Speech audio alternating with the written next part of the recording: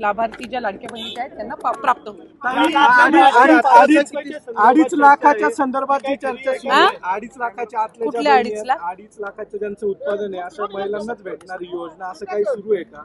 तुम्ही मला वाटतंय सुरुवातीपासून ह्या योजनेच्या संदर्भामध्ये फार गैरसमज हे करून घेतलेले आहेत। आपण जर ओरिजिनल GR वाचला तर आम्ही 10 वेळा हे आतापर्यंत बोललेलो आहोत आणि जे अर्ज आहेत ना जून महिन्यापासून आलेले का जुलै महिन्यापासून त्याच्यातच ज्या 2.5 लाखाच्या कमी उत्पन्नाचे आहेत त्यांनाच हा लाभ मिळणार।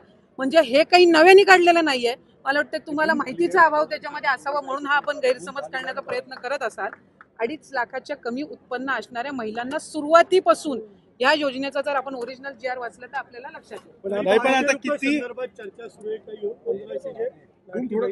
मी आपल्याला तेच सांगितलं की आपण जर लाडकी बहीण योजनेचा जर शासन निर्णय आपण वाचला जो आम्ही निर्गमित केलेला आहे, जो काही ओरिजिनल जो GR आहे त्यामध्ये ज्या महिला या इतर योजनांचा लाभ घेत आहेत म्हणजे उदाहरणार्थ संजय गांधी निराधार योजना आहे तर त्यांना 1500चा लाभ हा संजय गांधी निराधार योजनेमधनं मिळतोय, तर तसंही त्या लाडकी बहीणमध्ये त्या पात्र लाभार्थी नाही आहेत।